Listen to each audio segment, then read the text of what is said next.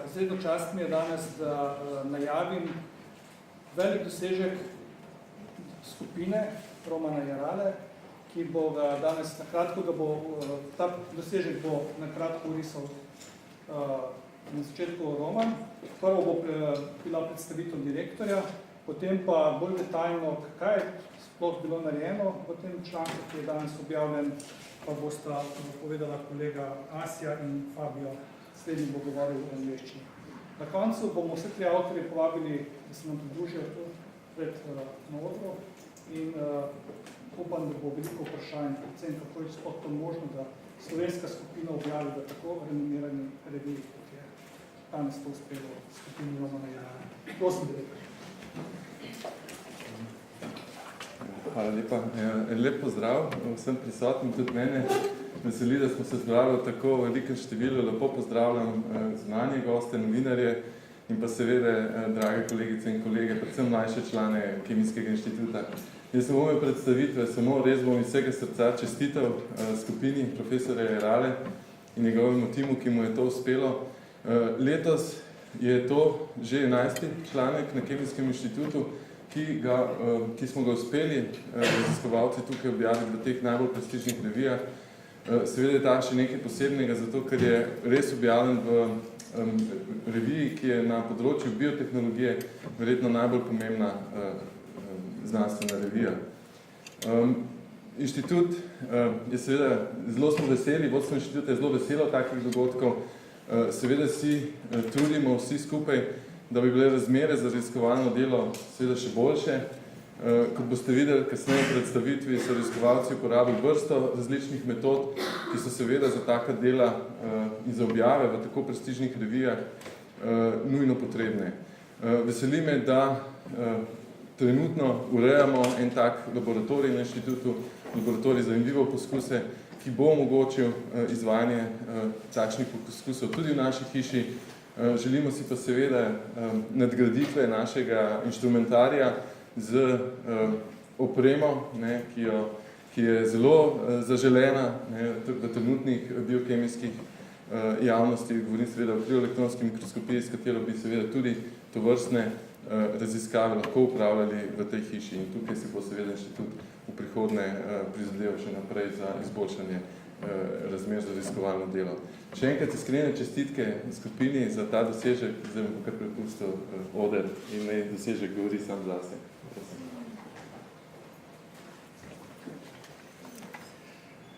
Drage kolegice in kolegi, spoštovani gostje, tudi lepo pozdrav v mojem imenu. Tudi jaz sem zelo vesel, da ste se zbrali v takem številu. Nisem bil popolnoma prepričan, da bo dvorana polna, čeprav vem, da je zelo zanimiv dosežek.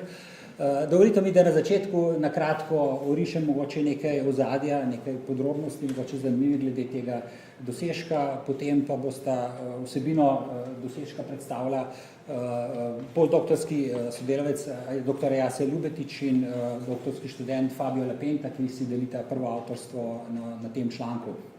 Kot vidite, je šlo tukaj za kolektivno delo, torej skupno je bilo 17 avtorjev, od teh jih je 12 iz našega laboratorija, od našega odseka na Kemijskem inštitutu, zraven so pa še sodelavci iz Inštituta za matematiko, fiziko in mehaniko, Univerze na Primorskem, Španije, Srbije in Francije, ki so pomagali na določenih aspektih, ki jih pri nas pač ne obvladamo. Torej gre dejansko za nadaljevanje nadgradnjo dosežka iz leta 2014, ki smo ga takrat objavili v reviji Nature Chemical Biology. Torej, takrat smo postavili prvi primer dizajnirane proteinske kletke, predstavljene na podobni osnovi. Moram reči, da je to delo naletelo na res izjemen odziv. Torej, bili so vabila na zelo ugledne konference povsod po svetu, od ZDA do Japonske. Komentarji so bili objavljeni v revijah Science, Nature Biotechnology. Kot zanimivost lahko povem, da smo prvi članek iz leta 2014 takrat poslali v revijo Nature Biotechnology, kjer so nas mučili 1 leto in so ga potem na koncu zavrnili. Ko je bil pa potem objavljen v drugi reviji, je bil pa objavljen komentar. Torej, letos smo se odločili odločili, da jim damo še eno priložnost in so dejansko to zagrabili, čeprav moram reči seveda, da ni bilo enostavno. Tudi za to objavo smo morali čakati 1 leto, da smo dobili objave, torej komentarji, ki smo jih dobili od recenzentov, so bili že na začetku zelo, zelo pozitivni, so pa seveda, kot je običajno, so si recenzenti zaželeli še dodatne eksperimente, nekaj od teh smo jih lahko izvedli sami. Med ostalim bila pa tudi želja po določitvi strukture oziroma slikanju z elektronskim mikroskopom, česar pa, kot je direktor prej omenil, za tovrstne raziskave ni v Sloveniji na razpolago, zato smo prosili kolege v Španiji, kjer imajo krioelektronski mikroskop in ti so zelo hitro zagrabili možnost, da postanejo soavtorji takega članka in smo dobili dobesedno v parih tednih rezultate, s katerimi smo potrdili te dosežke. Zdaj, zakaj je pomembno, da se trudimo na tak način, da objavimo v teh revijah? Mislim, da vsi, ki delate na področju znanosti, veste, da je zelo pomembno, ki objavljaš. To je tisto, kar diktira pozornost, to je tisto, zaradi česar vas potem boljše ocenjujejo pri določenih recenzijah. Zagotovo bi lahko v tem času objavili vsaj 5 člankov iz materiala, ki smo ga dali v to revijo, ampak kljub samo mislim, da na dolgi rok se kljub samo splača, da je en boljši članek, kot pa mogoče 5 recimo nekoliko slabših. Kot smo slišali, ima revija Nature Biotechnology zelo visok faktor vpliva, to je sicer spet neka površno merilo ocene, ampak kljub temu zadeva, ki jo uporablja. Torej, revija Nature Biotechnology ima celo najvišji impact faktor od vseh iz družine Nature, vključno z Nurture, in tukaj gre dejansko za objavo v reviji z največjim impact faktorjem na Kemijskem inštitutu doslej. Tisto, kar se pa zdi, da je predvsem še bolj pomembno, je pa to, da smo dejansko vodili in torej smo bili tako prvi kot vodilni avtorji raziskave iz Kemijskega inštituta, kar dejansko kaže, da je dejansko za raziskave, ki smo jih vodili iz naše smeri, kjer smo seveda z veseljem uporabili sodelovanje sodelavcev od drugod z ekspertizo z drugih področij. Zdaj, na koncu Fabio bo povedal nekaj o perspektivah za naprej, z veseljem bomo tudi odgovorili še na vaše vprašanja. Menim, da gre za tehnologijo, ki ima izjemno velike potenciale za tvorbo molekulskih nanostrojev, gre za obnovljivo tehnologijo, ceneno produkcijo. Na nek način, kot boste slišali, sledimo DNA nanotehnologiji, ki se razvija že približno 30 let, s tem, da lahko rečem, da smo mogoče v teh 4 letih naredili tak korak, kot ga je DNA nanotehnologija mogoče v 15-20 letih. Torej, s proteini lahko delamo določene stvari bolje, kot jih lahko z DNA nanotehnologijo. Mislim, da bo tudi ta dosežek imel precej odmeva, torej nekaj je bilo že intervjujev za tuje agencije, na Twitter je bilo že približno 1000 ogledov od manj kot v enem dnevu. Za konec bi mogoče samo povedal, kaj je potrebno za tako objavo. Kot prvo je potreben izjemen obseg dela. Poleg teh rezultatov, ki jih bomo videli, tukaj je v članku še približno 22 slik v suplementu, ki je dolg 56 strani, se pravi res gigantsko delo z vseh področji, od teorije do eksperimentov na proteinih in vivo. Gre za izrazito interdisciplinaren projekt od matematike, tukaj bi posebej se zahvalil profesorju Tomažu Picanskemu, ki je z veseljem, z navdušenjem se pridružil ekipi nekje od leta 2014, ko smo nadaljevali delo od prejšnjega projekta.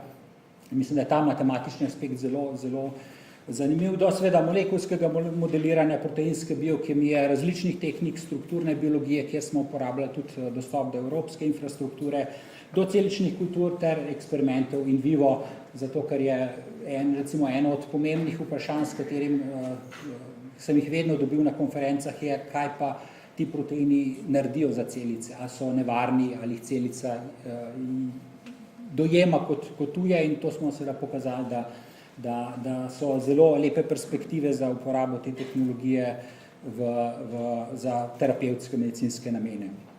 Torej, veliko število zahtevnih tehnik, ki smo jih uporabili, predvsem pa bi omenil, da je en ključni aspekt je sodelovanje odličnih sodelavcev. Tukaj Mislim, da se moram res vsem sodelavcem, ki so na članku in tudi ostalim, ki niso direktno na članku, ampak smo se jim zahvaliti.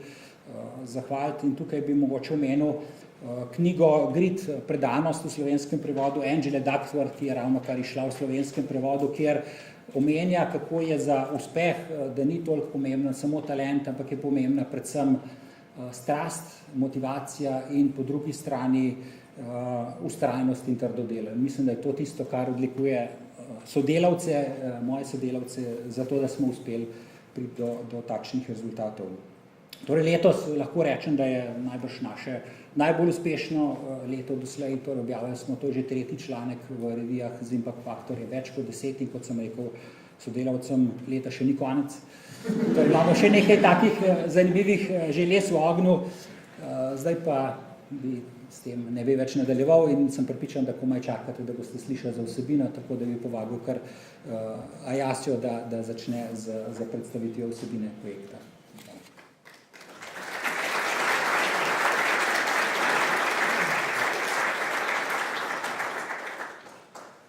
Hvala. Oziroma, jaz sem Ajasja Ljubetič in vam bom zdaj predstavil prvo polovico našega raziskovalnega dela. Predtem bi pa rad povedal, da ko sem se jaz upisoval na faks biokemije, je bila to, kar smo zdaj naredili, čista znanstvena fantastika. In si sploh nisem predstavljal, da bomo lahko to čez par let celo počeli. Začnimo pa pri vsakdanjih strojih. Vsi vemo, da so vsakdanji stroji tako na enometrski skali precej uporabni.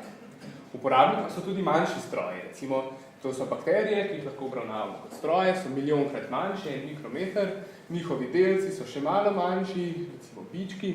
Najmanjši stroji so pa proteini, ki so taki nanostroji, ki v našem telesu upravljajo vse ključne naloge za življenje.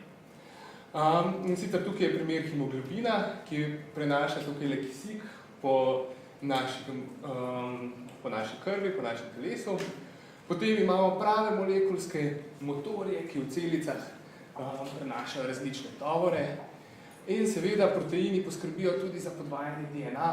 Tole z rdečo je DNA, z modro, zeleno, vijolično pa so proteini, ki DNA podvajajo. Seveda, zakaj se sploh s proteini ukvarjamo? Zaradi potencialnih aplikacij. Želimo si namreč, da bi nekoč lahko imeli take stroje, ki bi dostavljali nova zdravila ali izvajali bolj učinkovite terapije. To je še v domeni znanstvene fantastike, kot je jasno označeno. Ampak prve korake pa mogoče delamo v to smer ravno danes z kletkami, ki jih bomo predstavili, tako da lahko v njih nekaj zapremo ali pa da lahko v oglišča obesimo določene proteine, antigene in tako dobimo bolj učinkovita cepiva. Najprej pa si poglejmo, zakaj je snovanje proteinov zahtevno. In da lahko to naredimo, si moramo pogledati, iz česa so sestavljeni. Sestavljeni so iz zaporedja aminokislin, tako kot da bi na verižico nanizali kuglice različnih materialov, oblik in lastnosti. In da lahko protein upravlja svojo funkcijo, mora zavzeti pravilno tridimenzionalno strukturo. Pravimo, da se je protein pravilno sestavil oziroma pravilno zvil. Strukturo proteina lahko predstavimo na tak način, tako da predstavimo položaj vsakega atoma posebej. Tukaj vidimo vsako aminokislino, ki je pobarvana z različno barvo. Včasih, oziroma večinoma, pa je bolj praktična poenostavljena predstavitev, kjer narišemo samo polipeptidno verigo, tako da pokažemo strukturo proteina.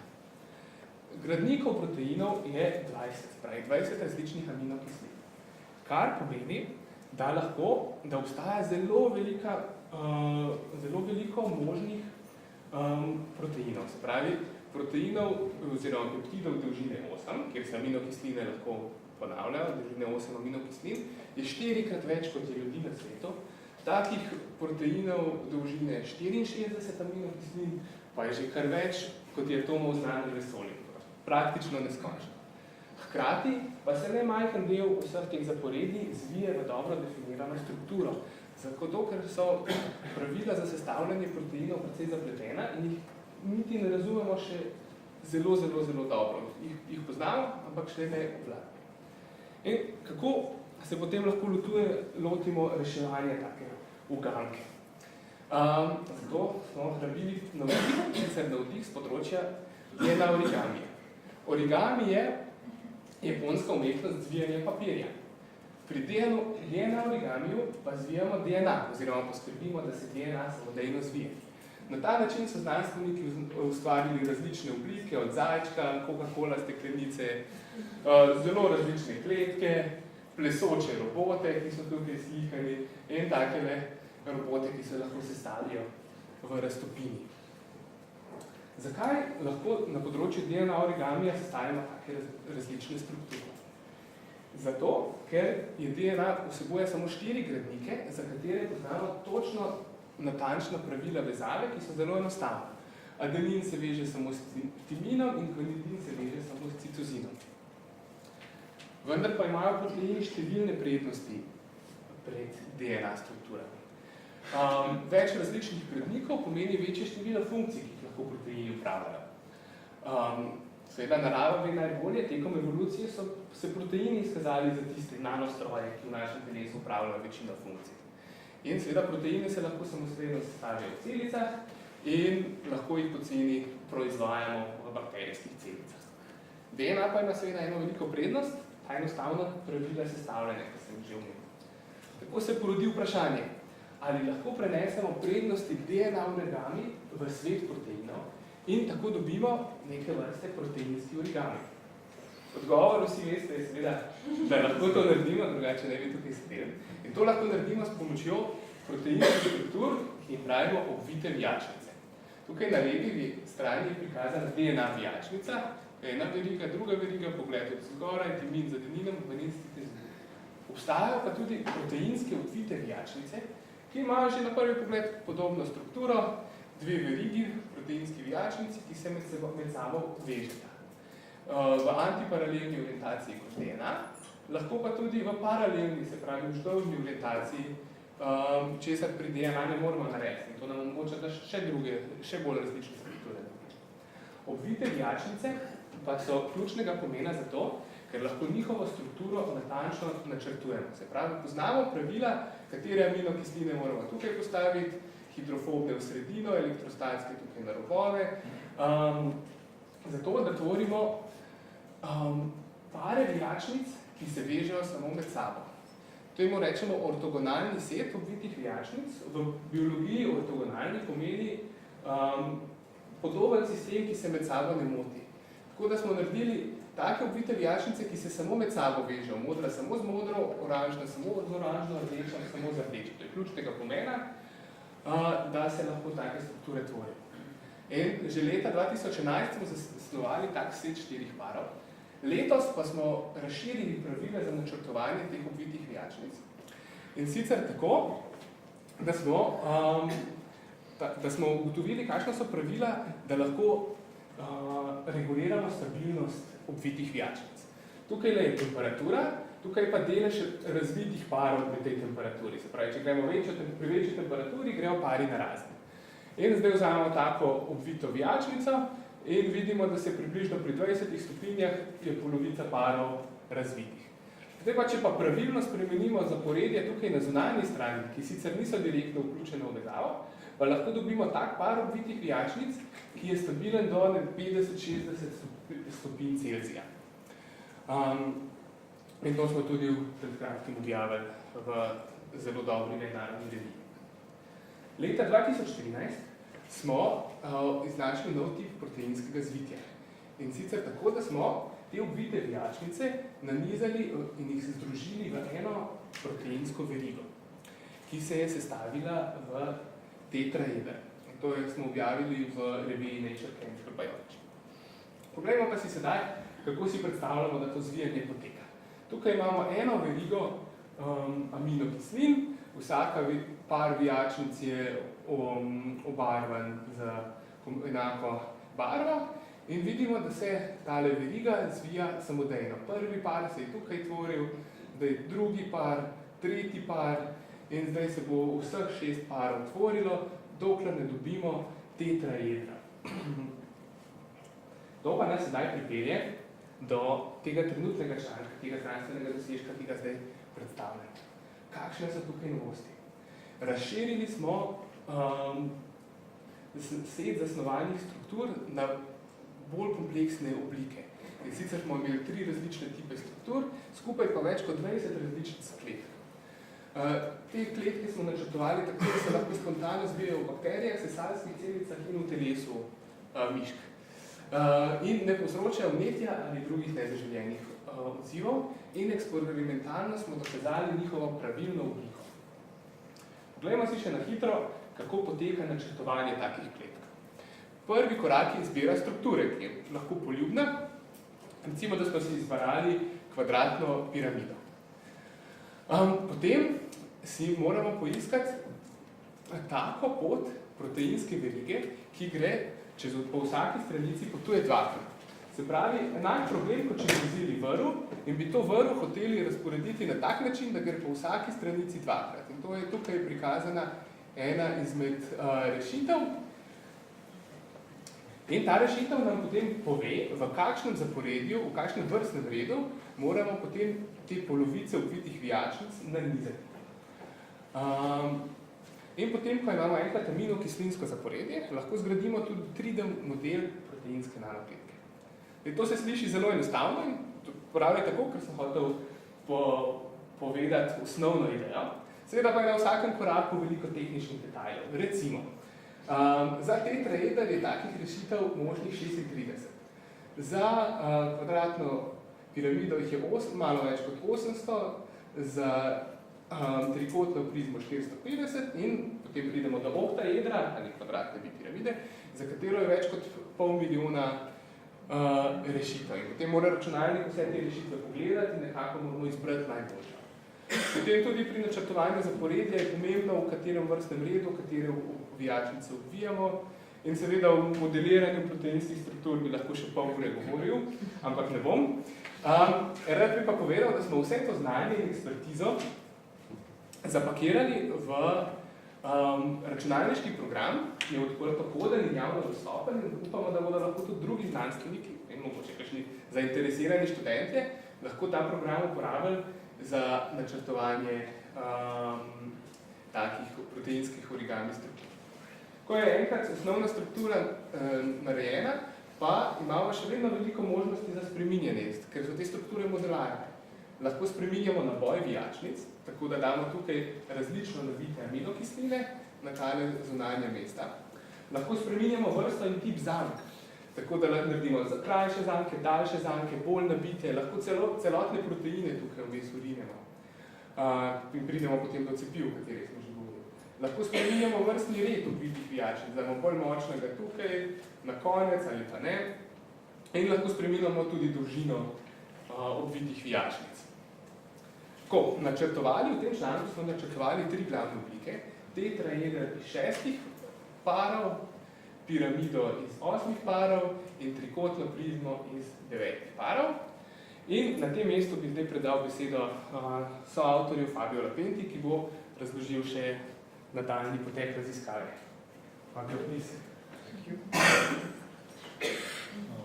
So, hello, I'm Fabio Lapenti, one of the authors of the paper that is being presented today.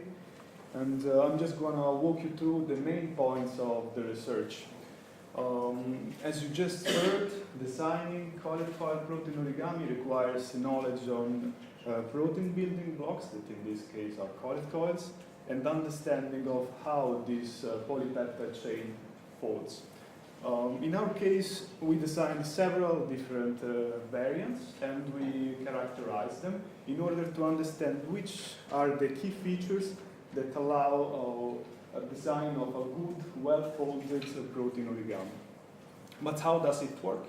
So first I'm gonna describe you briefly the procedure, how to isolate certain protein, and then we will go through the main results of the paper. So everything starts from a DNA. So DNA sequence that encodes a certain protein, the protein of interest. And this DNA sequence has to be transferred into bacteria, and then this bacteria will produce your protein of interest together with other physiological proteins. And this is how a protein extract looks like. Here, all the blue bands corresponds to proteins. And the next step is to basically separate your protein from this other physiological protein. And the procedure which is used is basically a protein separation, a protein isolation procedure that leads to a pure final protein product. And in our case, we used different chromatographic technique in order to obtain these pure proteins that then were further characterized by biophysical or structural methods. So in our case, we are talking about a modular protein design, which is basically a design of protein by using building blocks. And of course, changing the properties of these building blocks affects the behavior of the protein origami at the end. And what we found out in the beginning was that by changing the number of charges on these building blocks, the solubility of the nanostructure increases. And what it means is basically that it's more compatible to physiological conditions, to assume the right conformation in physiological conditions. And in this picture here, you can see how an initial variant that has a low number of charges it's present in the protein extract, but is absent from the soluble fraction of this protein extract. While other two variants that have an increased number of charges are more and more present in the soluble fraction of the extract. That means that by using supercharged, in particularly negatively supercharged coil elements, we increase the solubility and we basically allowed ourselves to isolate a large number of protein nanostructures. As Ayase just said, we basically modified different parameters like the nature of the segments, the nature of the loops in between the segments, the order of the segments, and other particular features as the particular amino acidic sequences in these cortical building blocks. And we designed first several variants in order to investigate which were the key features to produce a well-folded protein origami, and we then characterized them by a different biophysical method. In this case, in particular, you can see the static and dynamic light scattering analysis of these proteins before and after thermal denaturation, which it tells you how the protein was monomeric and monodisperse. We then characterized these constructs by different techniques to understand how the building blocks were folded, how these proteins were stable, how fast they were to fold, to self-assembly, but most importantly, we characterized them structurally. And in order to do so, we used a technique which is called small angle X-ray scattering, stands for, which it means also called SAX. And you can see here above the three plots for the main nanostructure, the tetrahedron, the pyramid, and the prism. In black, you can see the experimental profile, the experimental scattering curve that is fitted to the theoretical scattering curve that it's obtained by these models. And the agreement between the theoretical and the experimental curves tells you how good these models fit to the experimental data. And as you can see, this protein origami assumed the right conformation in solution. And furthermore, by reconstructing the scattering profile, we also basically confirmed that this protein assumed the right shape, the correct size, and plus they retained a well-shaped internal cavity inside, which is a feature of these particular nanostructures. This finding was also confirmed by averaging thousands and thousands of pictures by electron microscopy, and here you can see the 3D reconstruction of these pictures, which shows you how this basically nanostructure assumed the right conformation and maintained this presence of this internal cavity. These results are crucial to prove that these proteins assume the right conformation, and it allows us to speculate for the potential application of this nanostructure as, for example, molecular rulers or nanoscale level of scaffolds. And in base of this assumption, then we wanted to test how well these proteins folded and behaved in a living organism or cells. This system, which is based on a split fluorescent reporter that is fused to the two ends of the protein. And when these two ends come together, they would reconstitute this fluorescent reporter that would indeed be active and be visualized by fluorescence microscopy. As you can see from this picture, the fluorescent reporter encoded in the polypeptide chain was active, while the fluorescent reporter encoded into a scrambled order of coil segment did not produce any fluorescence. We tested this system, this protein reporter system, both in human cell lines and in mice liver cells. But most importantly, we also tested this similar reporter system in mice, and we observed that the reconstituted reporter was actually folding in a liver of mice, while the reporter encoded in between the scrambled version did not reconstitute its activity. This is the implication of these new designs are basically important for the potential application in living system, and additionally there was no evidence of inflammation or liver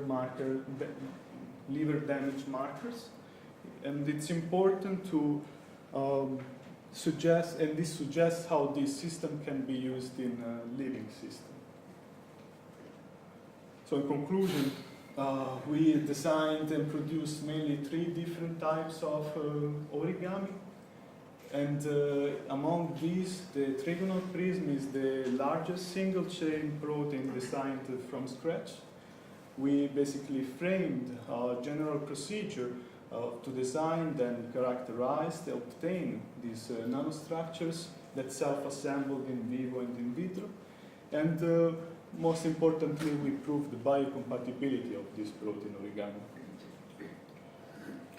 There is of course a wide spectra of potential application for these proteins, and one of them is using them as delivery cages for encapsulation or microcompartmentalization, as well as using them as a biocompatible scaffold, for example, for vaccine development, where the right arrangement of epitopes is important to recognize certain epitopes in the immune system. But is the flexibility of this design that basically allows not only the expansion of this technology to designing more complex cages, but also to, for example, the incorporation of other natural proteins or active proteins, as well the incorporation of other functionalities, as for example, conformational switches that could open or close these cages. So in conclusion, we would like to thank all the people that took part in the research, former and previous members of the group, of course the whole lab, the collaborations from abroad, the institute itself, the Slovene Research Agency, and of course Roman for leading the research. Thank you very much, and if you have any questions, please.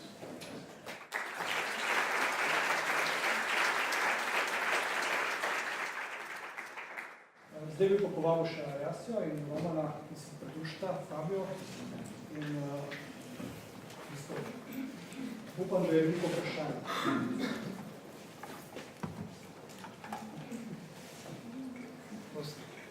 Mora začeti. Fantastično delo oziroma možnosti po laiku, kot je sam kemik. Zanima pa me, recimo, če primerjam strukturo lasu, ki ima tudi pijačnice, so tam vodikova vez, pa žveplova vez, cistein, cistin in še neke druge vezi, ki držijo pravzaprav skupaj te pijačnice. In tudi, čim je vodikova vez, potem pomislimo na pogoj pH-ja, to se pravi v kakšnem prehaju se to lahko zgodi in tudi, da se lahko beljakovine tudi globularno obliko kar naenkrat spremenijo. Zdaj me zanima, kje so tiste vezi, ki jih uspete nekako angažirati, da tako rečem, da rata taka tetraedična oblika, oziroma kje vezi so tiste ključne, ki pol držijo tiste konice skupaj.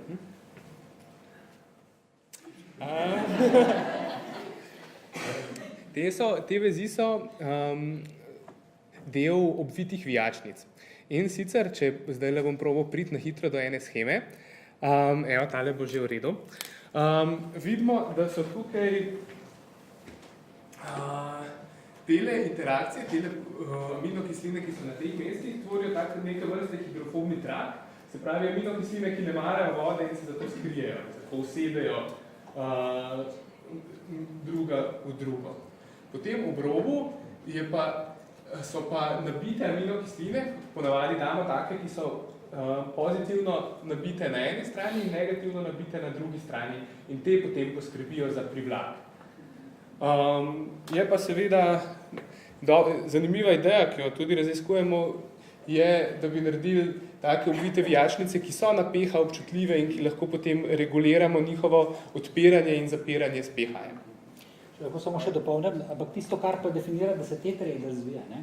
Te interakcije so v vseh segmentih iste, ampak tisto, kar definira tetraeder, je pa topologija, je pa razporeditev teh segmentov na določen način so razporediti. Se pravi, tukaj je tisto, kar je pomembno, da je to popolnoma drugačen princip kot za naravne proteine, kjer imate hidrofobno sredico, ki definira, kako so ti segmenti zapakirani.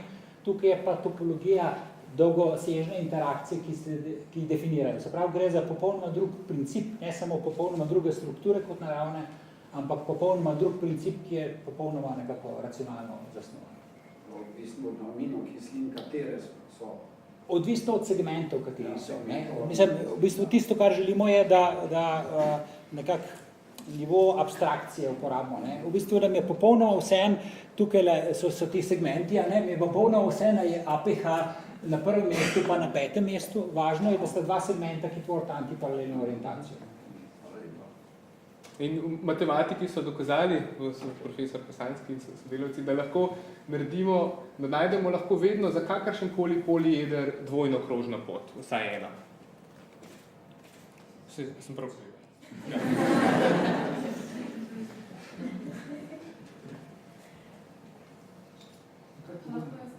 Kaj točno pomeni dvojna krožna pot? To pomeni, da gre v bistvu dvakrat v krog. To je temu, se reče, zato ker gre dvakrat po vsaki stranici. Ne? Čez vsako stranico gre dvakrat v rok proteinska. Zmeri se začne in konča v isti v isti točki. Če sem prav razumela, se ta 3D struktura, ki je sestavljena iz vijačnične naredi zaradi tega, ker so pač vijačnice tako razporejene med sabo, ampak iz nekih drugih interakcij. Lahko malo več povedam, kaj je, kje so te interakcije, ki ste Interakcije so iste, kot je jaz se povedal. Se pravi, če imate dva peptida, ki tvorita obvito vijačnico, so tukaj hidrofobne pa elektrostatske interakcije, ki jih lahko na zelo enostaven način modeliramo. Tukaj smo vzeli v bistvu kombinacijo na tak način, da zagotovimo to ortogonalnost. Ne, nisem pa tega, sem vprašati, da se dejansko dvojne vijačnice, ki se pač tvorijo, povežejo v tetraeder, da niso recimo samo... Ja, to je ravno, tukaj nažalost nimam tistega modela, ki bi ga imel običajno, ampak gre ravno za to, da takoj to se zgodi samo od sebe. Takoj, če se vsak segment pari z drugim, je pot, zaporedje točno tako narejeno. Tukaj je zdaj ta dvojni Eulerjev pot, če boste tole pogledali, boste videli točno, so puščice, ki kažejo, kako gre pot. Ne. Samo, če se vsak segment ustrezno pari za drugim, se bo samo od sebe tvorila končna struktura. Ja, to smo si tudi, recimo, tudi na tem filmčku pogledali, kjer se zvija, kjer se pari vijačnic tvorijo in v bistvu povezani so pa s takimi fleksibilnimi, se pravi mehkimi linkerji in vidimo, da zato, ker smo v točno določenem vrstnem redu te vijačnice dali v eno verigo, se matematično, topološko mora zviti potem v tak tetraeder.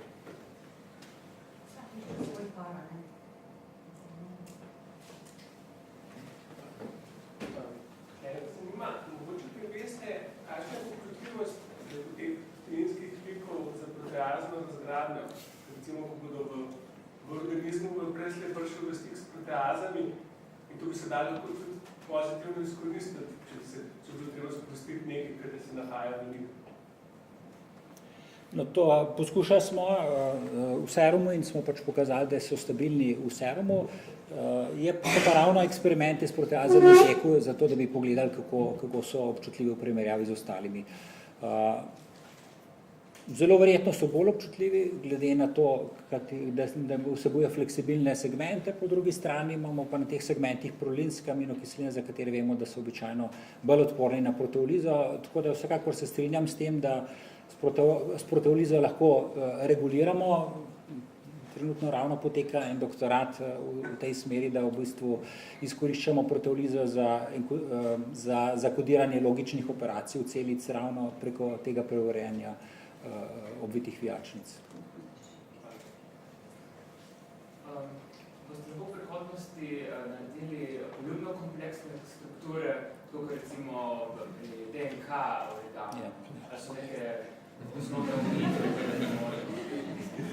Ja, seveda se trudimo narediti poljubno kompleksne strukture in vsaj matematično tukaj ni nobenih ovir. Z poljuben polieder lahko sestavimo. Problem je v številu teh obvitih vijačnic, ki so zares ortogonalne med sabo. In imamo zdaj tudi v bistvu raziskave v tej smeri, da bomo naredili večje sete. Zdaj so, da vem, tam neki 6 do 8, mi bomo pa naredili, upam, da kmalu 20, 23, 25. In bomo lahko potem večje, bolj kompleksne strukture naredili. Moja kritična ocena je, da nikoli ne bomo mogli narediti tako zelo kompleksnih struktur. Kot DNK. Tako zelo podrobno, če vzamete, da tam imate dejansko uporabite mogoče na stotine različnih kosov. Seveda, to je izvedljivo, zato ker lahko naročite take kose, rabite minimalne količine, to ne stane veliko. Če pa to želi za neko industrijsko uporabo, se pa to izkaže, da to ni najbolje. Ne? Zato je tudi najbolj eno od razlogov, zakaj DNA nanotehnologija dejansko nima še neke industrijske uporabe. Ne? Realno pa sem prepričan, da bomo lahko naredili bistveno večje segmente, recimo ravno doktorat, ki ga Fabio ta trenutek pripravlja, je, da zgradimo iz več segmentov. Ne? Se pravi, hierarhično sestavljanje, s tem bomo pa lahko iste segmente večkrat uporabili in naredili bolj kompleksne strukture. Se pravi, iFlow-ga stolpa nisem prepričan, da ga lahko naredili. Thank you for a nice and clear and interesting presentation. I have a more conceptual question. In the end, you mentioned also regulated assembly and disassembly. But here, on one hand, you want this strong bonds between coiled coils. On the other hand, you want regulated disassembly for the final application. My question is it possible to achieve these conflicting goals with existing technologies?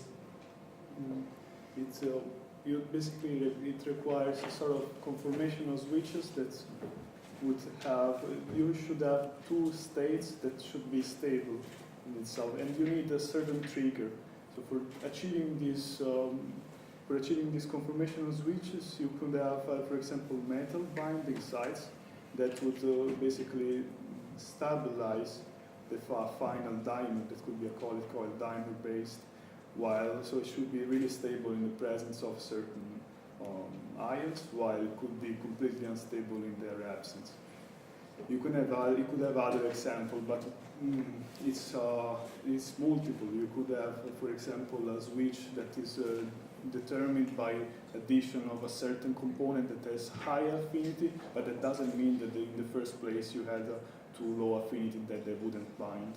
So there are several ways to achieve this goal. It just requires additional, let's say, tools, additional coiled coils. Mogoče še eno vprašanje lahko zastavim. Prav nisem z tega področja, upam, da sem se malo razumel. Vidim pa, da praktično iz 2013 do danes je bilo kar veliko narejenega. Takrat so bili tisti tetraedri, danes so že drugačne strukture. In mogoče bi tle malo Romana opozoril, jaz, ker sem se naučil v svojem raziskovalnem življenju, never se ne. Tudi mogoče iPhone stolp bo nekoč, mogoče. Ampak Vse to nakazuje na neko novo pot biotehnologije, se mogoče motam. Je tle v bistvu prihodnost in to v bistvu narekuje neke nove korake biotehnološkega razvoja? Ja, hvala za vprašanje. Mislim, da to je, lahko rečem, da je naš projekt mogoče eden odličnih primerov sintezne biologije. No. To je res tisto, kar ne bi bila sintezna biologija. Torej, da uporabljamo neke inženirske pristope, uporabljamo biološke molekule, pa naredimo nekaj novega z novimi lastnostmi. Nekaj se naučimo tudi ne nazadnje o naravnih proteinih, ampak predvsem pa pripravimo neke materiale, strukture, biološke sisteme, ki imajo druge lastnosti. Ne. In tukaj je tisto, kot je Jasja na začetku menil, da je število proteinov je praktično neskončno, ne, in da je dejansko narava po naključju zaradi evolucije izbrala določen, je pa seveda še velik del prostora konformacijskega, strukturnega, ki ga nismo preizkusili in ga v bistvu na ta način lahko z racionalnim dizajnom preizkušamo. Ne. Tako da za nanotehnologijo, če res govorimo, seveda so, kot je Andy rekel, biologija in nanotehnologija, ki deluje. Ne. Dejansko biologija so res na nanoskali stroji in mislim, da tukaj so priložnosti seveda izjemne.